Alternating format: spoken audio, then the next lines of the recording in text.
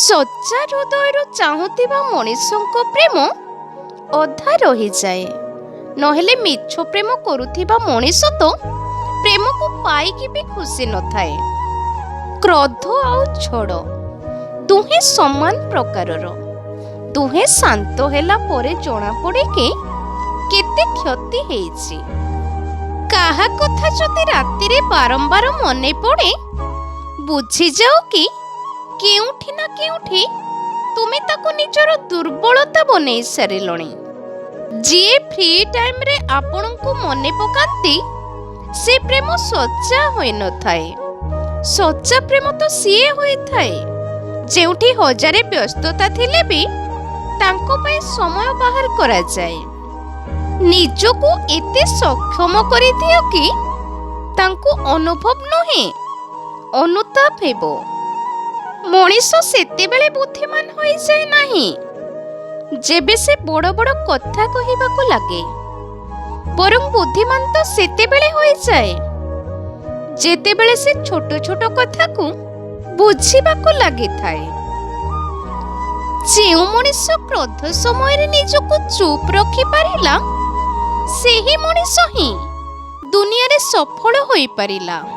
ଏକା ହିଁ ଲଢ଼ିବାକୁ ପଡ଼େ ଜୀବନର ଲଢ଼େଇ, କାରଣ ଏଠି ଲୋକ ସାଥ କମ୍ ଆଉ ଜ୍ଞାନ ଅଧିକ ଦିଅନ୍ତି। କେବେ ବି ନିଜକୁ ଛୋଟ ଭାବିବେ ନାହିଁ, କାରଣ ଜୀବନର ପ୍ରଶ୍ନପତ୍ର ସମସ୍ତଙ୍କ ଅଲଗା ଅଲଗା। ସେଥିପାଇଁ ସମସ୍ତଙ୍କର ଉତ୍ତର ମଧ୍ୟ ଅଲଗା ଅଲଗା। ସମସ୍ତଙ୍କର ଜନ୍ମ ଏବଂ ଉଦ୍ଦେଶ୍ୟ ଅଲଗା ଅଲଗା କାର୍ଯ୍ୟ ପାଇଁ ହୋଇଥାଏ। ଓଦା ମାଟି ଯେପରି ଗଛର ଚେରକୁ ଜାବୁଡ଼ି ଧରିଥାଏ, ସେହିପରି ମଣିଷର ମଧୁର ବ୍ୟବହାର ସମ୍ପର୍କକୁ ଜାବୁଡ଼ି ଧରିଥାଏ। ବିଶ୍ୱାସ ରଖ ଏମିତି ଯେମିତି ଭାଗ୍ୟ ବି ହାର ମାନିବ। ସାହସ ରଖ ଏମିତି ଯେମିତି ଅସମ୍ଭବ ବି ସମ୍ଭବ ଲାଗିବ। ଶାନ୍ତିର ସହ ସ୍ଥିର ହୋଇଯାଅ ଏମିତି ଯେମିତି ଝଡ଼ କି ତୋଫାନ ତୁମକୁ ଦୋହଲାଇ ପାରିବ ନାହିଁ। ଖୁସି କାହା ସହିତ ବି ବାଣ୍ଟି ପାର, କିନ୍ତୁ ଦୁଃଖ ଯାହା ଉପରେ ତୁମର ଅଧିକ ଭରସା ଥାଏ ତା ସାଥିରେ ହିଁ ବାଣ୍ଟ। ଜୀବନରେ ସମୟ ଯେମିତି ବି ହେଉ, ପରିବାର ସାଥିରେ ରୁହ। ସୁଖ ହେଲେ ବଢ଼ି ଯାଇଥାଏ, ଦୁଃଖ ହେଲେ ବାଣ୍ଟି ହୋଇଯାଇଥାଏ। ମୁକ୍ତ କରିଦେଲି ମୁଁ ଆଜି ସେହି ମଣିଷକୁ ଯିଏ ମୋ ହୃଦୟରେ ରହି ଅନ୍ୟର ସ୍ୱପ୍ନ ଦେଖୁଥିଲା। ଯେଉଁ ଲୋକମାନେ ମତଲବୀ ହୋଇଥାନ୍ତି ସେମାନେ ହିଁ ଠିକ୍ ଅଛନ୍ତି, କାରଣ କେୟାର କରୁଥିବା ଲୋକଙ୍କର ତ ଚର୍ଚ୍ଚା ବି ହେଇନଥାଏ। ଆମେ କିଛି ପାଇବାକୁ ଚାହୁଁଥିଲେ ଭଗବାନ ଆମକୁ ନିଶ୍ଚୟ ଦେବେ, କିନ୍ତୁ ତା ପାଇଁ ପରିଶ୍ରମ, ତ୍ୟାଗ ଏବଂ ସଚ୍ଚୋଟତା ଆମ ପାଖରେ ଥିବା ଦରକାର। ଜିତିବା ପରେ ତ ସାରା ଦୁନିଆ ସାଥ ଦେଇଥାଏ, ହେଲେ ହାରିବା ପରେ ସିଏ ସାଥ ଦିଏ କେବଳ ଯିଏ ନିଜର ହେଇଥାଏ। ଯଦି କିଛି ଅଲଗା କରିବାକୁ ଚାହୁଁଛନ୍ତି, ତେବେ ଭିଡ଼ ଭିତରୁ ଅଲଗା ହେଇ ଚାଲ, କାରଣ ଭିଡ଼ ସାହସ ତ ଦିଏ, ହେଲେ ପରିଚୟ ଛଡ଼େଇ ନିଏ। ଜୀବନରେ ଭଲ ମଣିଷ ଖୋଜିବା ବନ୍ଦ କରିଦିଅ। ନିଜ ଦୃଷ୍ଟିକୋଣକୁ ପରିବର୍ତ୍ତନ କର।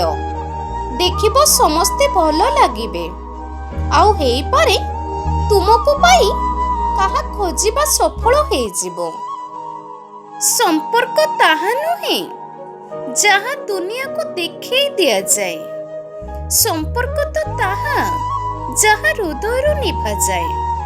ଜରୁରୀ ନୁହେଁ କୌଣସି ବଡ଼ ଜିନିଷରେ ବଡ଼ ଘା ହୋଇଥାଏ। ଛୋଟ ଛୋଟ କଥା ବି ପ୍ରାୟତଃ ବଡ଼ ଆଘାତ ଦେଇଥାଏ। ହୃଦୟ ବି ଶ୍ମଶାନ ଭଳି ହେଇଯାଏ ଯେତେବେଳେ ସବୁ ଆଶା, ସବୁ ଭରସା ଧୀରେ ଧୀରେ ମରି ମରି ଯାଏ। ପ୍ରେମ ଏକ ଦାମୀ ଉପହାର। ଏହାର ଆଶା ଶସ୍ତା ଲୋକଙ୍କ ଠାରୁ କେବେ କର ନାହିଁ। ପାଖରେ ଦେଖୁଥିବା ଏ ଭିଡ଼, ଏମାନଙ୍କୁ କିଛି ନା କିଛି ଦରକାର ଅଛି ଆପଣଙ୍କ ପାଖରେ। ଯେଉଁଦିନ ଦରକାର ପୁରା ହେଇଯିବ, ସେଦିନ ଆପଣ ବିଲକୁଲ ଏକା ହେଇଯିବେ। ଦେଖୁଥିବା ସ୍ୱପ୍ନ ଯଦି ସମ୍ପୂର୍ଣ୍ଣ ନ ହୁଏ ତେବେ ସ୍ୱପ୍ନ ଦେଖୁଥିବା ଲୋକର ସବୁବେଳେ ଭୁଲ ନଥାଏ।